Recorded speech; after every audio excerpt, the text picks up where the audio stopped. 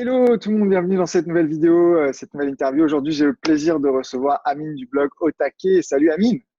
Salut Max, ça va? Yes, ça va et toi? La forme, parfaitement, en pleine forme.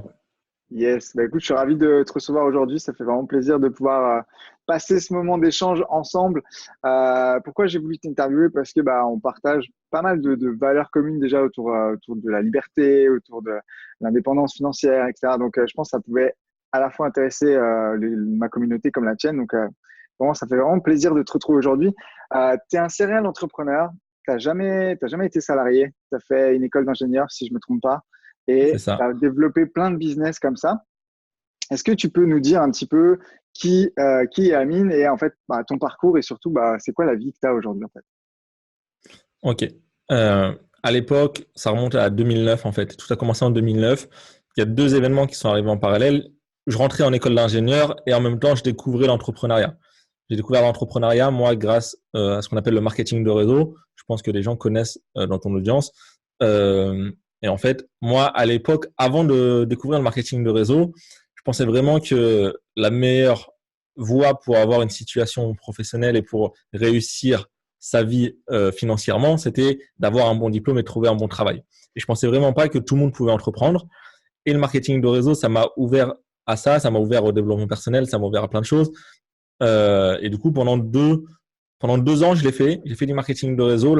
Enfin, j'en ai fait pendant 3 ans, mais la troisième année, j'étais vraiment en train de chercher autre chose. Et, euh, et je savais pas trop comment faire. Et marketing de réseau, ça marchait pas trop pour moi. Ça a marché au début, mais pas trop ensuite. Et je me disais, OK, pour le moment, j'ai que deux solutions.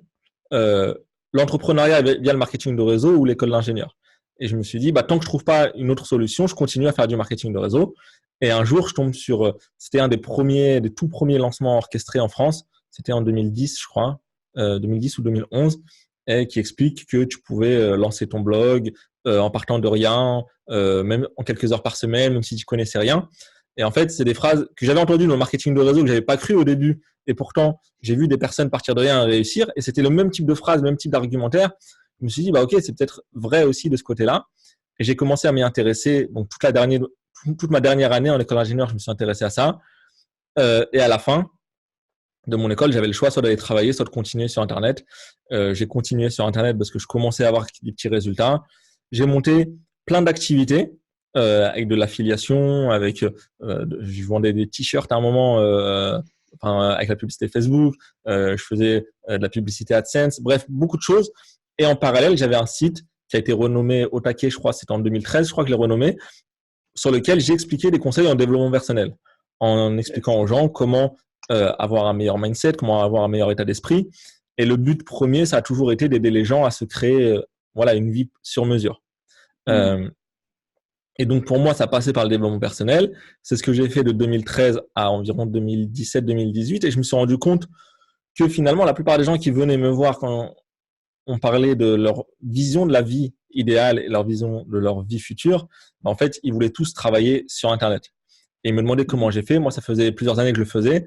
Et donc, j'ai décidé de me réorienter et d'accompagner les personnes justement qui veulent se lancer sur Internet tout en leur continuant à leur donner des conseils de développement personnel, de mindset, etc. Donc, voilà aujourd'hui ce que je fais. Donc, aujourd'hui, globalement, j'ai trois activités. J'en ai une qui s'appelle Otake, dont on vient de parler. J'en ai une avec ma femme a aussi une activité en ligne qui vend des ressources pour les enseignants. Et j'en ai une troisième, justement, qui s'adresse également aux enseignants. C'est une place de marché, c'est une marketplace où les gens peuvent mettre en vente leurs ressources. Donc, j'ai ces trois activités actuellement en ligne. J'ai lancé beaucoup de sites depuis 2009, j'en ai lancé une centaine. Yes. Euh, et en 2018, j'ai décidé de tout fermer, tout revendre, tout abandonner et de me focaliser sur ces trois trucs-là. Qu'est-ce qui a fait que tu t'es dit faut que je me ressente, faut que je me refocus, je fais trop de choses? En fait, euh, les sites, c'était des sites, on va dire, pour créer des revenus passifs. Donc, j'en ai monté une centaine. Forcément, il y en a qui ont marché, il y en a qui n'ont pas marché. Mais on va dire que j'en avais entre 20 et 30 qui continuaient à marcher, que j'avais monté entre 2012 et 2014 et qui continuaient à rapporter quelques dizaines, quelques centaines d'euros chacun. Donc, ça faisait un petit paquet. Forcément, quand tu t'en occupes plus, parce que je m'en suis plus du tout occupé depuis 2014, ça baisse. Et, euh, et en fait, j'ai toujours dans le dilemme de est-ce que je mets du temps, de l'énergie pour essayer de maintenir ce bateau à flot ou est-ce que je ferme tout, je m'en débarrasse et je passe à autre chose. Et pendant peut-être 1 an, 2 ans, parfois je passais un peu de temps, c'est-à-dire 1 heure, 2 heures par mois dessus, à essayer de relancer la machine. Et finalement, je me suis dit, attends, tu es en train de travailler sur un site qui rapporte 300 euros pour qu'il en rapporte 400 le mois d'après. Alors bien sûr, quand on a 10 ou 15 comme ça rapporte des revenus, mais je me dis, tu prends du temps sur ça, c'est pas passionnant du tout, c'est pas intéressant. Vaut mieux mettre toute ton énergie sur ce qui est intéressant, c'est-à-dire au taquet, accompagner les gens. Et à côté, l'activité de ma femme a commencé à très bien marcher. Donc, je me suis dit, c'est bon, s'il n'y a plus besoin de chercher à droite, à gauche, on a 2 véhicules qui marchent très bien, autant les utiliser. Yes, donc en fait, ce que je retiens en fait de ce que tu me dis, c'est que tu t'es pas seulement focalisé sur des trucs qui te rapportaient du cash, mais tu t'es aussi reposé la question de savoir c'est quoi qui me fait vraiment kiffer, c'est quoi que j'ai envie de faire. Ce que j'aime aujourd'hui, c'est accompagner des gens, c'est aider des gens à aller vers leur liberté grâce à grâce à ce qu'ils savent et ce qu'ils pourraient vendre leur savoir. Donc tu t'es pas seulement focalisé sur l'aspect business et make money, mais aussi sur ok, c'est quoi ma vision que je veux à long terme pour mon entreprise, comment je veux développer ça. Et ma question, c'est comment tu t'y es pris à ce moment-là quand tu t'es dit, OK, je ressens mon business sur 2, 3 axes majeurs. Comment tu t'y es pris à ce moment-là pour justement retravailler ta visibilité, être plus visible, retravailler ton branding, être bien identifié? Comment on sait que maintenant, Amine de Taquet, il fait ça? Comment tu t'es pris pour développer cette activité et du coup, aujourd'hui, avoir les dizaines, centaines de clients que tu as? Euh, En fait, euh, j'ai eu, enfin, comment dire, depuis le début, depuis 2015, j'ai fait pas mal de vidéos sur YouTube. Yes. Du coup, j'avais une audience, on va dire, euh, une base d'audience. Et quand je me suis recentré, en fait, en 2018, j'avais arrêté de faire des vidéos, justement parce que je savais pas trop où je voulais amener au taquet, etc. Donc pendant 6 mois, j'avais pas fait de vidéos. Et après, je suis revenu justement en expliquant que je me recentrais sur le business. J'ai commencé fin 2018 à faire des mails quotidiens qui sont orientés business. Et du coup, Yes. euh, la transition elle s'est faite tout naturellement. Et de toute façon, la plupart des gens qui me suivaient euh, pour les conseils de développement personnel voulaient les appliquer dans du business. Donc la transition s'est faite naturellement. C'est quasiment la même audience en fait. OK. Donc, ça n'a pas été un problème pour toi de bien que ton audience te suive et continue à accrocher à ton message sur l'aspect plutôt business marketing plutôt que ce que tu donnais avant sur. Non, parce que en fait, si on regarde mes contenus, finalement, il y en a encore, comment dire, surtout dans mes emails, c'est aussi beaucoup, beaucoup de mindset. Les Yes. posts que je fais sur Facebook, etc. Après, les vidéos YouTube, elles sont plus techniques, plus pratiques, avec parfois plus de méthodes pragmatiques pour développer ton activité. Mais du coup, les deux cumulés font que les gens ils s'y retrouvent et du Hmm. coup, ils continuent à avancer, à me suivre depuis plusieurs mois, voire plusieurs années pour certains. Quel conseil tu donnerais à quelqu'un qui justement est dans cette phase-là de démarrage, voire de croissance, c'est-à-dire qu'il a une expertise, qu'il a un savoir-faire, mais qui ne sait pas comment forcément s'y prendre pour justement être plus visible et pouvoir impacter plus de personnes avec sur Internet, je parle. En fait, il y a 2 questions. Enfin, la première question à se poser, c'est est-ce qu'il veut investir de l'argent ou pas? Ouais, En fait, il faut soit investir de l'argent, soit investir du temps. yes. Si tu veux investir de l'argent, tu fais de la publicité et dès demain, tu peux avoir des prospects qui arrivent sur ton site. Si tu ne veux pas investir d'argent, il faudra investir du temps. Et si tu veux investir du temps, le meilleur moyen, c'est de faire du contenu régulier. Il y en a beaucoup qui recommandent le contenu quotidien. Mhm. Moi, c'est ce que je fais par email. Euh, Par vidéo, en vidéo, moi avant, je faisais beaucoup de vidéos. On a diminué. Je suis monté à 5 vidéos, 4 vidéos par semaine. Là, on a diminué à 1 vidéo par semaine parce que je veux faire des vidéos plus longues, des vidéos plus construites qui vont plus au fond des choses. Et j'allais dire, j'aurais pas le temps de le faire une par jour. J'aurais le temps, mais c'est pas ce que j'ai envie de faire. Ouais. Donc, je préfère euh, entretenir la relation vraiment avec du contenu quotidien écrit et faire 1 vidéo par semaine qui démontre l'expertise et qui prouve que je peux aider les gens. Donc, une personne qui démarre sur les réseaux, c'est vraiment de publier le plus possible pour être le plus visible possible parce que aujourd'hui, que ce soit sur Facebook ou sur YouTube, euh, c'est difficile de sortir du lot. Mm. Et quand en fait, publies de contenu, plus c'est des portes d'entrée différentes dans ton univers, et forcément, plus tu as de chances que les gens rentrent. Mais ça fait pas tout. Je pense que l'erreur que font beaucoup de gens au début, c'est qu'ils veulent être trop généralistes. Et, Yes. et en fait, au début, on se dit non, mais moi, je donne des conseils sur tel sujet, ça peut intéresser telle personne, telle personne, telle personne, et j'ai pas envie de me fermer des portes. Et justement, on a l'impression qu'on se ferme des portes, et en les laissant toutes les portes ouvertes, il y a personne qui rentre. Et le mieux, c'est vraiment de partir sur une thématique ultra ciblée et de résoudre ce problème-là, enfin, un problème précis pour un groupe de Une personnes cible ultra spécifique. précis. Ouais, donc ça c'est super important ce que tu dis là parce que c'est vraiment quelque chose qui revient, c'est une problématique qui revient souvent chez les personnes qui rentrent aussi dans nos programmes et qu'on accompagne. C'est qu'ils arrivent aussi avec un range, je sais pas comment dire, un éventail d'expertise super complet. Et en fait, finalement, ils communiquent sur tout. Et à communiquer sur tout, bah, ils sont pas vraiment attractifs parce que ils sont, comme tu le disais à l'instant, assez généralistes. Et souvent, ils disent, ah, mais moi, je veux pas lâcher ça parce que je suis très fort là-dedans, je suis très fort là-dedans, je suis très fort là-dedans. Et en fait, je leur dis, c'est pas une question de tout lâcher parce que je pense il y a l'aspect marketing et il y a l'aspect univers. Et dans un univers, tu vois, toi, tout à fait pareil, la manière dont tu le fais, tu peux aider tes clients sur plein d'aspects différents, tu vois. Tu vas les aider sur le YouTube, sur le SEO, sur la publicité, etc. Mais quand tu vas communiquer, tu vas être spécifique. Tu vas t'adresser à ta cible spécifique et tu vas répondre à un problème spécifique. Donc, c'est très important. C'est vachement bien d'avoir partagé cette clé-là parce que c'est une des premières clés, à mon avis. Et moi, c'est ce qui a fait, en toute transparence, que sur Otake, au début, j'avais du mal à décoller parce que pendant plusieurs années, je me disais, par exemple, un conseil de confiance en soi, ça peut aider tout le monde. La confiance en Ouais. soi, ça peut aider quelqu'un qui a des problèmes en séduction, quelqu'un qui recherche un emploi, quelqu'un qui veut avoir plus d'autorité sur ses enfants, quelqu'un qui est un peu timide. Et en fait, je me disais, bah, ça va parler à tout le monde et donc, je ne veux pas m'adresser qu'à une niche spécifique. Et quand j'ai réorienté, au début, j'avais commencé à faire voilà, du développement personnel pour infopreneurs. Donc, c'était des techniques en confiance en soi, en organisation, etc. pour les infopreneurs. Donc, ça a commencé à mieux marcher. Et après, je me suis dit, en fait, les gens, la confiance en soi, l'organisation, la communication, la persuasion, tout ça, c'est des outils, c'est des chemins, c'est des véhicules. Mais en fait, eux, ils s'en foutent de ça. Eux, ce qu'ils veulent, c'est la destination, c'est le résultat. Et quand j'ai commencé à parler du résultat plutôt qu'à toutes les étapes qu'il y avait entre les deux, plutôt que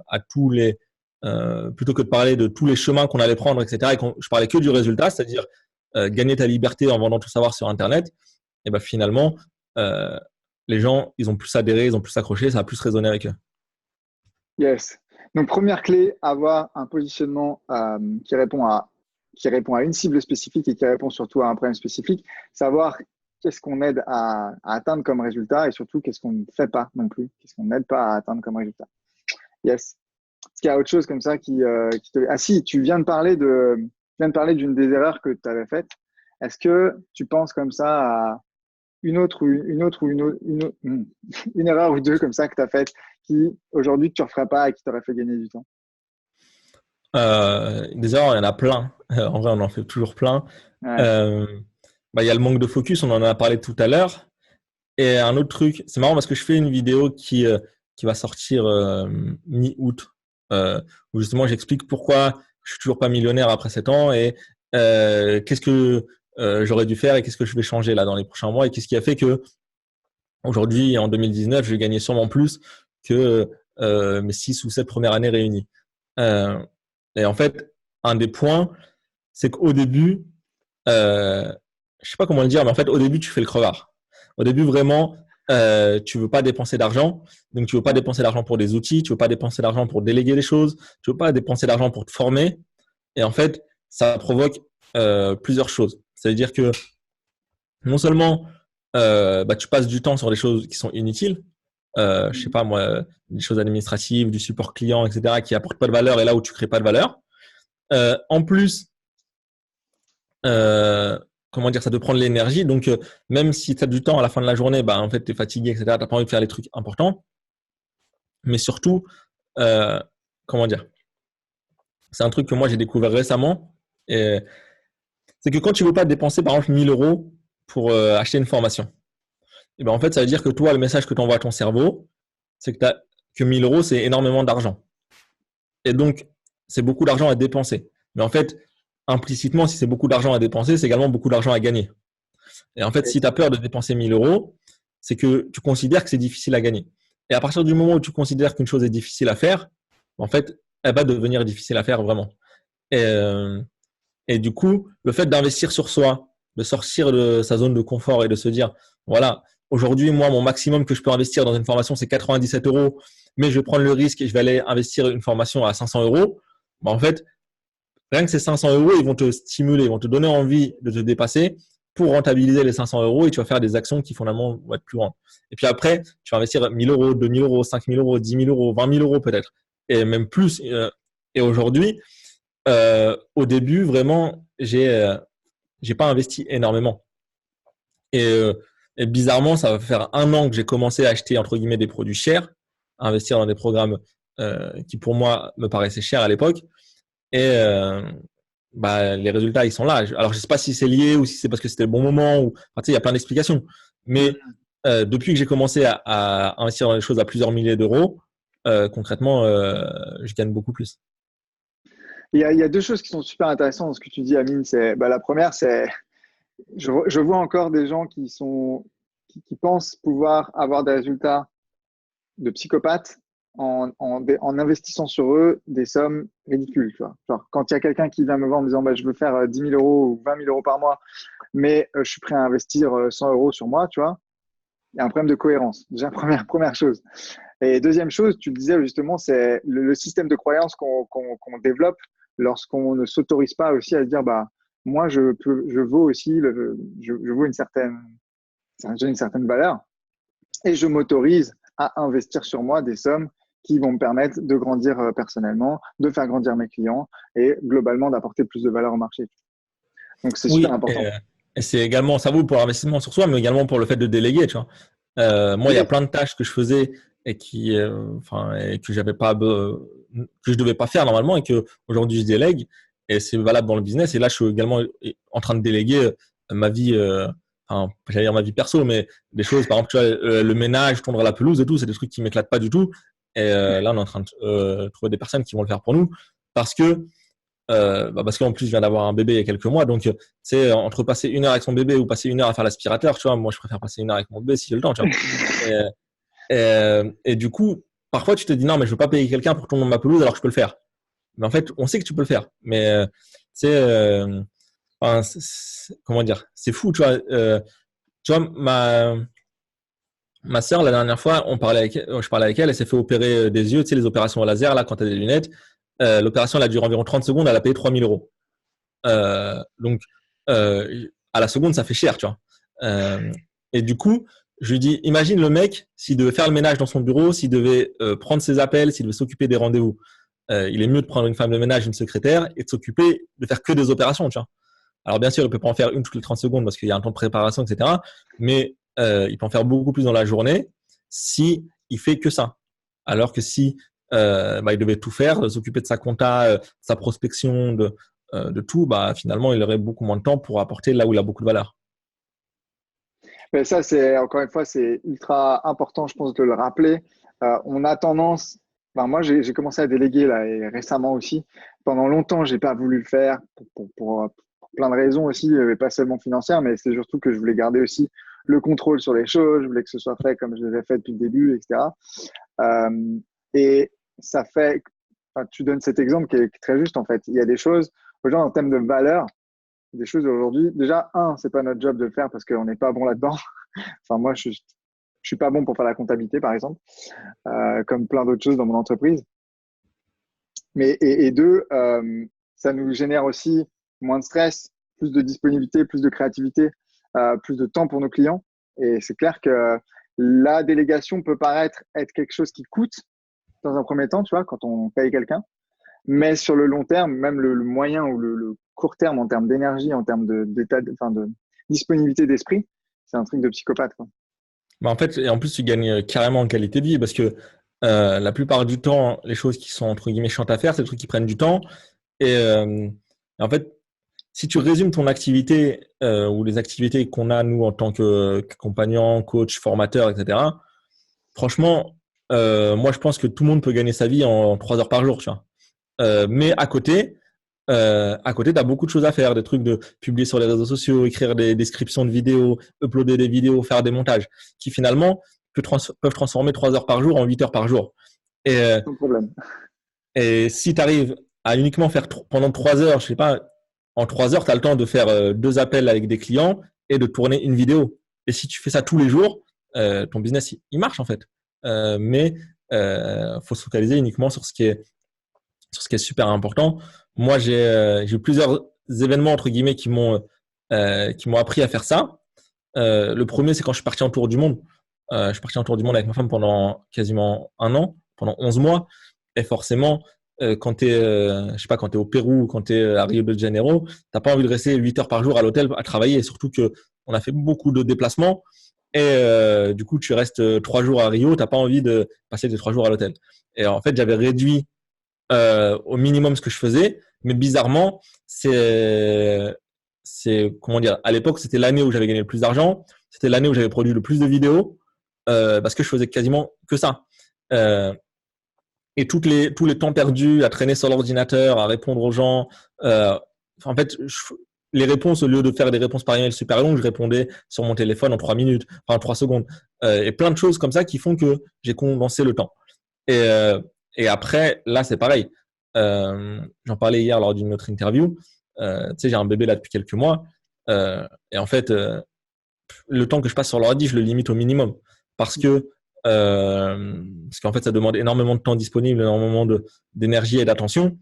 Et en fait, je passe peut-être 1 heure et demie, 2 heures par jour sur mon ordi. Mais quand je suis sur l'ordi, j'ai pas le temps de regarder Messenger, j'ai pas le temps de regarder des vidéos YouTube, etc. Je travaille. Et en fait, le temps que je perdais avant à me dire, tiens, je vais peaufiner cette description YouTube ou tiens, je vais faire ceci, tout ça, je l'ai délégué. Et en fait, maintenant, je peux le passer avec mon bébé ou à sortir ou à faire d'autres choses. Et en fait, si tu fais des choses vraiment utiles et vraiment avec de la valeur, euh, 3 heures par jour, ça suffit largement. Même moins pour certains. Ouais. C'est vachement, c'est drôle que tu partages ça parce qu'il y a 3, 4 semaines, je me suis posé en me disant, je fais encore trop de choses qui n'ont pas enfin, tu sais, j'ai listé toutes les choses qui n'avaient pas forcément de valeur ajoutée dans mon entreprise. Et en fait, je me suis dit, OK, c'est quoi mes objectifs? Quelles sont les actions qui ne servent que ces objectifs-là? OK, j'ai dégagé 70% des actions que je faisais à côté qui n'apportaient pas. Enfin, tu sais, en termes de 80-20, là, ça n'apportait pas, tu vois. Et ça, c'est intéressant, c'est de te dire, quand tu n'as pas le choix, enfin, quand tu n'as pas le choix, quand tu as un enfant, quand tu as d'autres problématiques autour du monde, etc., où tu te dis, bah, j'ai vraiment envie de passer du temps à faire autre chose, là aussi, tu vas direct aller targeter les actions stratégiques que tu dois faire et seulement celles-là, quoi. Ce qui fait que tu t'aperçois à ce moment-là que, bah, effectivement, En avec fait, trois, t'avais quatre le heures temps. par jour, tu avais le temps et surtout, tu combles, tu sais, c'est la loi de Parkinson, je crois, en termes de temps, qui dit que toute action, enfin, si tu te dis j'ai 3 heures pour faire cette action, tu vas mettre 3 heures. Si tu dis j'ai 3 semaines pour la faire, tu mettras 3 semaines. Donc il y a aussi un truc par rapport à ça aussi de se dire voilà, je limite mon temps à chaque action et je m'organise. Et depuis que je planifie et je m'organise, j'ai vraiment augmenté ma productivité. Un et deux, je fais moins de choses en plus de temps. Enfin, plus de choses en moins de temps. Ouais. Non, bah c'est ça, tu sais. Avant, je pensais vraiment que j'avais pas le temps, tu sais. Je me disais, ouais, je fais des trucs dans ma journée. Et je savais que je travaillais pas énormément, mais je me disais, ouais, j'ai pas le temps de faire ceci, de faire cela.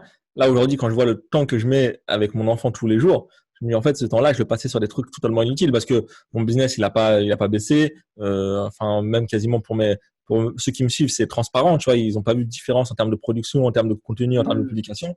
En fait, je faisais plein de choses qui n'étaient pas forcément utiles et qui apportaient aucun résultat. Exactement.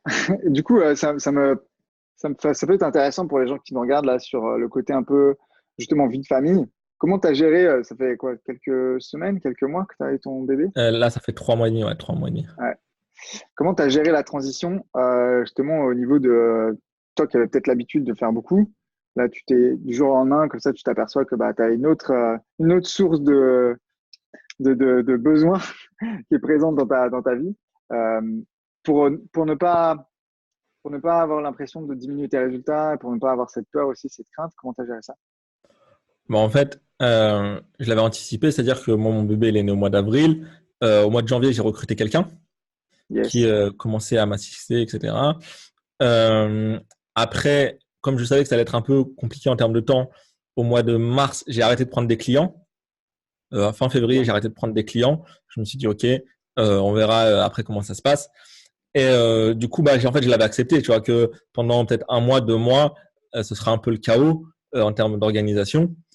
Mais ce qui est bien, c'est que on a des activités qui sont, on va dire, à part les moments où je suis en appel avec les clients, mais on a des activités qui sont asynchrones. C'est-à-dire que trouver 1 heure par semaine pour tourner une vidéo, je peux toujours la trouver, peu importe le moment, même si c'est à 4 heures du matin pendant qu'il est en train de dormir, ou écrire un mail par jour en 20 minutes, je peux toujours le faire à n'importe quel moment de la journée. Et en fait, il y a toujours le temps de produire le minimum viable, c'est-à-dire une vidéo par semaine et 4 mails, enfin 5 mails par semaine. Et après, le reste, c'est de la fioriture. Soit c'est mon équipe qui le fait, soit il y a des choses que je ne fais plus. Et donc ça, c'est sur au taquet. Après, sur le business que j'ai avec ma femme, sur son blog, elle publie déjà pas beaucoup. C'est beaucoup de trafic organique qui vient depuis Google sur ses anciens articles. Il y a des séquences email. Donc, en fait, ça a été quasiment transparent pour eux. Et sur la marketplace que j'ai pour les instituts, c'est mon assistant qui gère tout de A à Z. En ce moment, j'y vais, enfin, je m'en occupe pas énormément. D'ailleurs, je devrais peut-être m'en occuper un peu plus pour que ça avance plus vite. Mais du coup, moi, j'étais OK avec ça, de me dire, je vais travailler moins. Mais c'est une philosophie que j'ai eue pendant longtemps, enfin depuis toujours. Euh, de me dire qu'à partir du moment où j'ai de l'argent pour gagner, enfin pour vivre, pour financer mes loisirs, mes passions et ce que j'ai envie de faire, tu sais, si le mois d'après je fais 20 000 au lieu de faire 30 000, moi franchement ça me dérange pas tant que ça, tu vois. Et même si en vrai je fais que 5 000, avec 5 000, bon 5 000 quand t'es en société c'est un peu compliqué, mais même si je fais que 10 000, en vrai ça va, tu vois. Je suis pas à la course au million, même si 2 fois pour le challenge j'ai envie d'accélérer, de me dire tiens on va faire des gros chiffres, mais en réalité euh, il y a c'est une discussion que j'ai eue beaucoup avec un très bon ami à moi qui me Ouais. disait tu gagnes pas assez, tu gagnes pas assez d'argent parce que tu pars tout le temps en vacances. Et en fait, c'est une personne avec moi qui avait fait du marketing de réseau à l'époque et c'est un très très bon ami à moi. Et je lui disais ouais, mais rappelle-toi, il y a 10 ans, quand on a commencé, qu'on avait des rêves plein les yeux et qu'on a commencé l'entrepreneuriat, c'était quoi notre but? C'était ne pas avoir de patron, euh, te lever sans réveil, travailler d'où tu veux, faire ce que tu veux de tes journées. Euh, bon, aujourd'hui, moi, Partir c'est en ce que je fais. vacances. Voilà, c'est ce que je fais. Et du Ouais. coup, j'ai pas envie de sacrifier ma vie et ma qualité de vie pour me dire, bah, tiens, je vais faire le million plus rapidement. Tu vois, le million, il sert à quoi? Il sert à kiffer. Donc autant kiffer aujourd'hui, et tout en continuant à avancer. Tu vois, je suis pas dans ceux qui se disent, ouais, euh, il faut kiffer maintenant. De toute façon, on n'a qu'une vie, il faut en profiter et on construit rien. Non, pour moi, il faut faire les deux. Il faut avoir une grande destination, il faut avoir une grande vision, mais il faut aussi kiffer le chemin parce que finalement, au quotidien, c'est sur le chemin que tu es. Bah, c'est top de partager ça. Tu as dit le mot vision et j'allais justement t'en parler parce que c'est un des premiers trucs que je demande aux gens qui veulent avancer, qui veulent bosser avec nous. C'est est-ce que tu veux aller, est-ce que ton objectif c'est d'être drivé par je veux faire du chiffre, je veux faire du chiffre, ou est-ce que bah c'est quoi ta qualité de vie que tu veux au jour le jour, tu vois? Et là, toi, tu sais très clairement, c'est aligné avec ta vision et tes valeurs de maintenant que c'est aussi important pour toi de kiffer le chemin maintenant et c'est ok si tu peux si tu fais pas 1 million là dans le mois prochain, tu vois.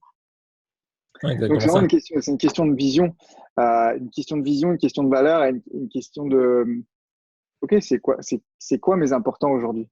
Et là tu vois, bah tu as le voyage, la liberté, la famille, etc. Et ça c'est des questions qu'il faut se poser. Et si on se les pose pas et qu'on n'a pas de clarté là-dessus, c'est vachement difficile de se fixer des objectifs pour atteindre des résultats, tu vois. Parce que, ok, c'est quoi le résultat que je veux? Et en fait, donc c'est un point important que tu as soulevé. Mais après, pour moi, ça, en fait, il faut mettre en perspective en se disant que au début, je pense que tout au début, quand tu démarres, en fait, quand tu vis pas encore de ton activité, c'est-à-dire, on va dire le passage, on va dire que tu es auto-entrepreneur et le passage entre zéro et je sais pas, et 2 500 euros par mois, tu vois. Hmm, Dans cette période-là, en fait, il y a quand même des efforts à faire et des sacrifices à faire parce c'est que, sûr. en fait, c'est vraiment le démarrage qui est beaucoup plus dur. Mais pour moi, à partir du moment où tu arrives à vivre de ton activité et à avoir, on va dire, un salaire net, enfin, ça dépend où tu habites ou en France, ça dépend de ton style de vie, mais en vrai, moi, avec un salaire net de 2 000 euros, franchement, je vis, tu vois. Enfin, et je dépense rarement plus que ça tous les mois. Ben, en fait, à partir du moment où j'ai ça, en fait, le plus, c'est que du plus. Tu vois, ça te permet d'acheter une voiture, ça te permet de partir en voyage, ça te permet de faire des trucs. Mais au début, ça, en gros, c'est le minimum viable, le minimum vital. Donc, avant, tant que tu n'es pas au minimum vital, là, faut charbonner dur, faut faire des sacrifices s'il faut le faire, faut travailler dur. Et moi, à l'époque, j'étais étudiant et je faisais des nuits blanches quasiment. Tu sais, je rentrais à 18h, 19h parce que j'étais en apprentissage, donc je travaillais à côté. Euh, et je travaillais jusqu'à minuit, 1h, 2h, 3h sur mon ordi pour justement lancer cette activité, lancer ce business et lancer cette dynamique. Et en fait, j'ai levé le pied au moment où j'arrivais à faire 2 000 € par mois. Et après, je me disais, OK, maintenant je vis, j'ai pas besoin d'aller chercher plus. Et c'est pour ça que pendant plusieurs années, en vrai, j'ai stagné entre 2 000 et 3 000 parce que, parce que c'était cool, quoi. Est-ce que tu kiffais avec ça et que ça te suffisait? Ouais, ouais, voilà, c'est ça. Excellent.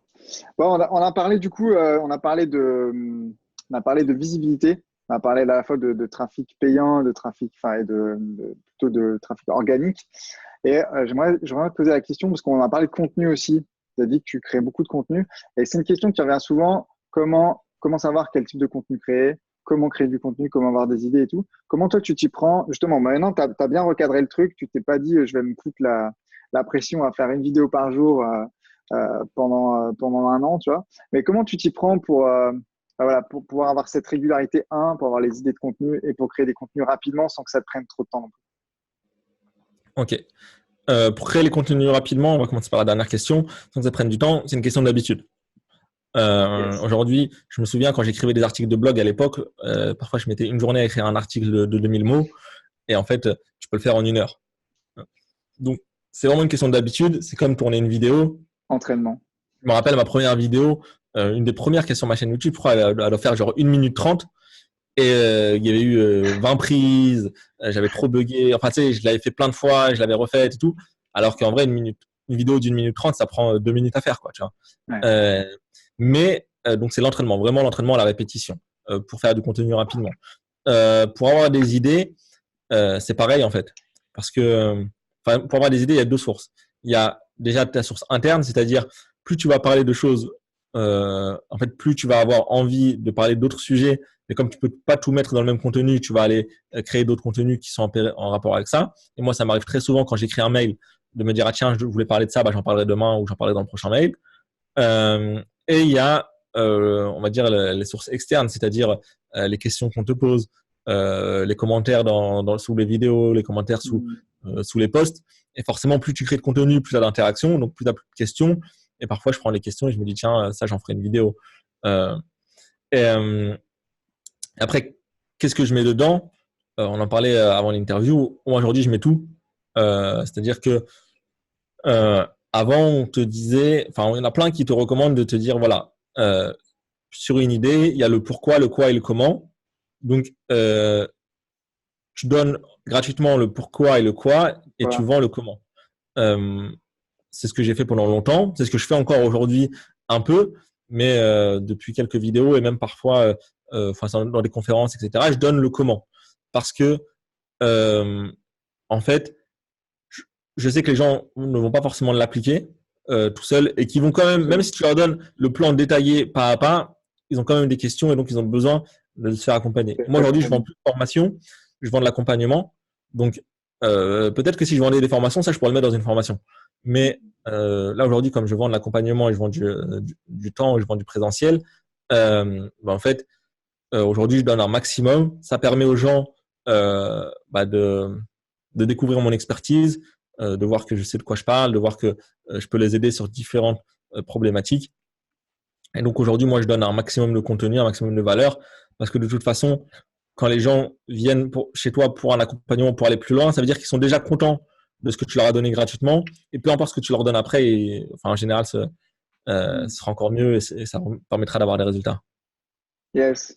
Donc, entraînement, régularité, ça c'est pour la partie Oui, facilité et rapidité. Et après, pour la partie création de contenu, poser des questions à son audience, regarder les commentaires, faire éventuellement un questionnaire, etc.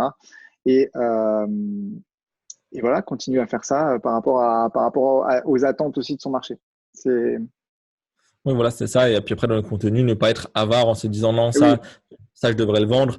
En fait, les gens, tu peux tout leur donner. Après, il y en a qui sont pas forcément d'accord avec cette pratique-là. C'est une question d'état d'esprit. Tu vois, moi, je me dis aujourd'hui, j'ai envie de créer un gros truc, que les gens. Et puis même, j'ai envie de contribuer, tu vois.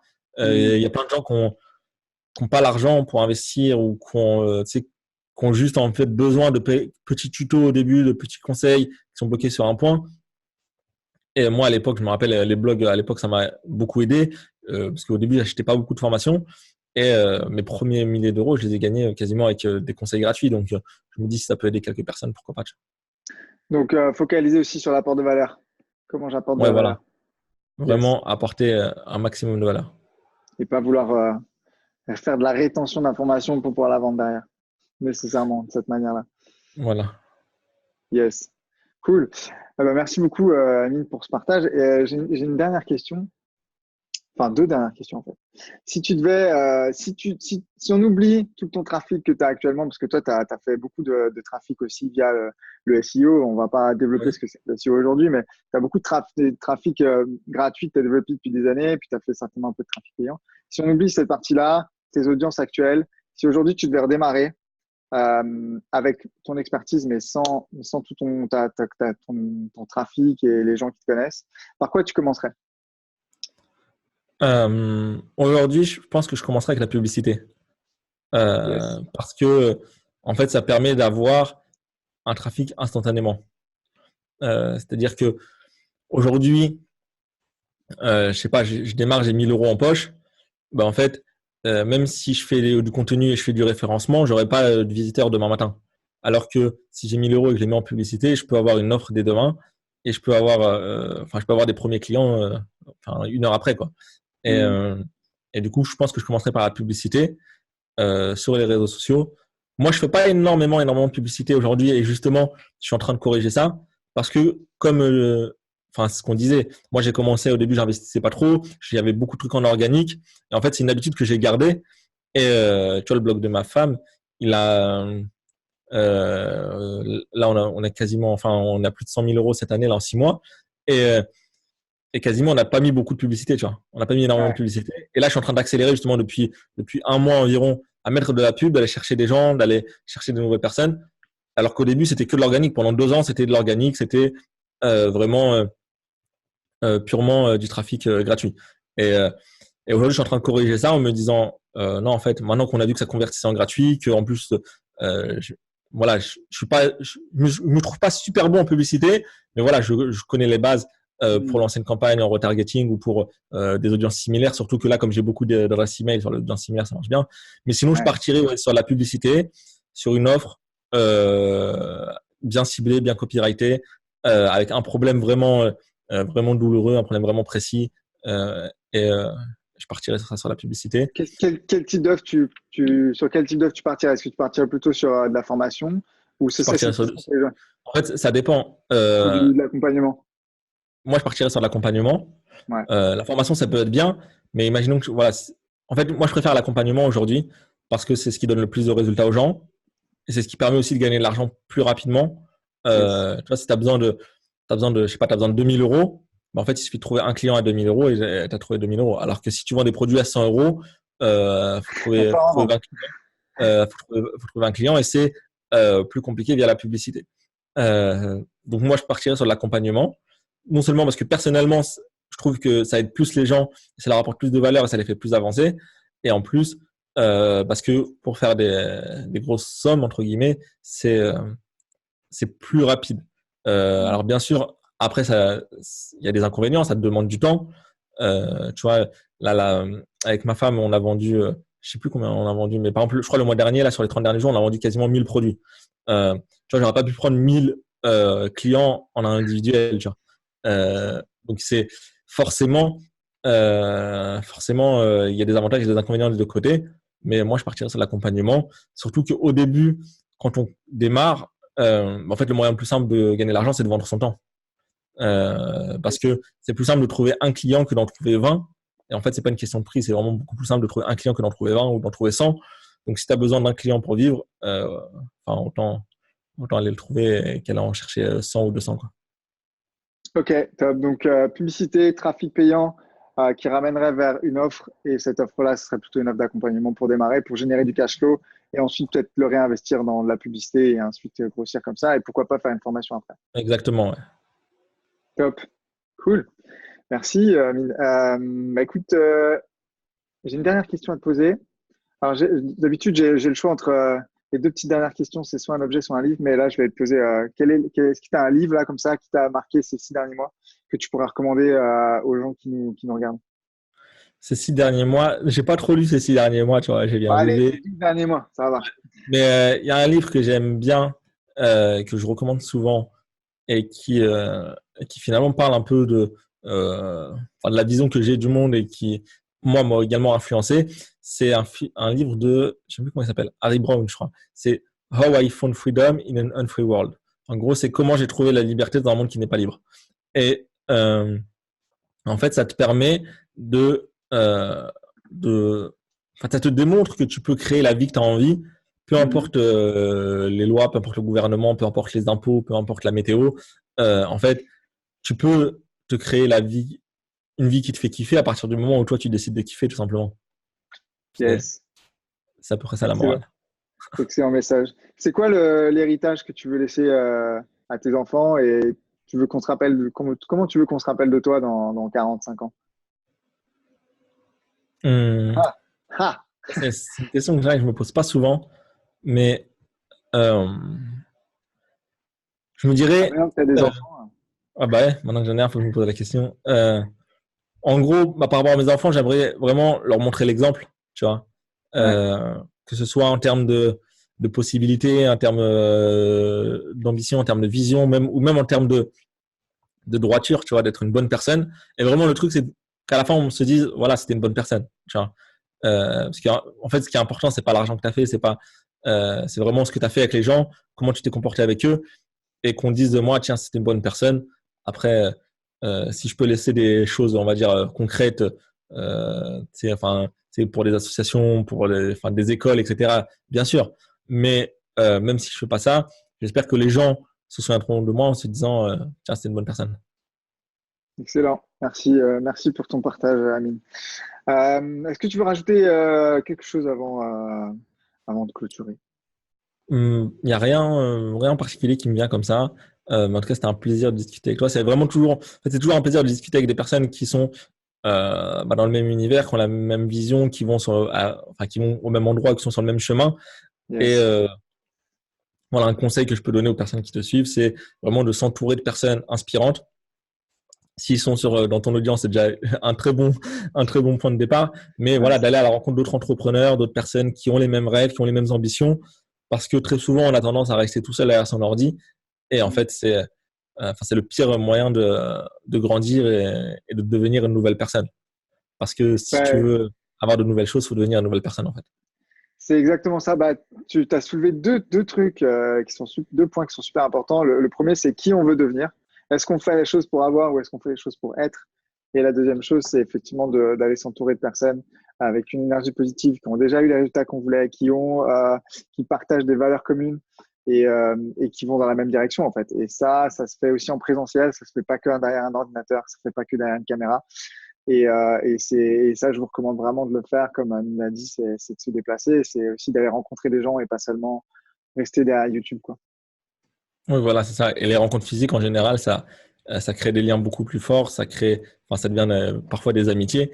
Et c'est moi, aujourd'hui, il y a des personnes que j'ai rencontrées à mes débuts sur le web en 2012, à qui je parle aujourd'hui encore, à qui je peux partager mes doutes, mes peurs, mes craintes, mes questions. Mais en fait, c'est cool d'être entouré de personnes qui peuvent répondre à nos questions, quoi. Et à qui on peut en parler de nos problèmes. Parce que parfois, on peut pas parler de nos problèmes à nos parents ou à nos amis parce qu'ils comprennent pas du tout ce qu'on fait. Et c'est bien d'avoir une communauté avec la même vision. Top, merci Amine. Pour les personnes qui ne te connaissaient pas auparavant, qui aimeraient te retrouver, qui aimeraient te découvrir, où est-ce qu'ils peuvent te retrouver? Ils cherchent Otake, Otaket sur YouTube ou sur Facebook. Le mieux pour recevoir toutes mes infos, c'est de s'inscrire à mes contacts privés. J'envoie une leçon tous les jours par email, tous les matins. C'est une Yes. leçon gratuite. En plus, sur Otake, honnêtement, je vends pas grand-chose parce que Comme je fais de l'individuel et que j'ai pas envie de mettre trop de temps, quasiment 80% de mes mails, il n'y a pas d'offre dedans, 90 même. Du coup, c'est uniquement du contenu. Donc, Top. voilà. Voilà, voilà. Super, bah écoute, merci. De toute façon, je Un mettrai plaisir. de quoi te retrouver dans la description. Si cette vidéo vous a plu, bah, n'hésitez pas à la partager si vous pensez que ça peut inspirer quelqu'un dans votre entourage. Si vous avez des questions, n'hésitez pas à les poser, à nous mettre un Je petit répondrai pouce. aux questions Et voilà, on dans les sera là, commentaires. on sera par là pour répondre aux questions, Amine et moi, donc avec plaisir. Et bien, moi, quant à moi, je vous retrouve dans une prochaine interview. Merci beaucoup, Amine, d'avoir été là aujourd'hui. Ah, merci à toi de m'avoir invité. Et puis, Et c'était un puis, plaisir. à très bientôt. Allez, Ciao, ciao. ciao.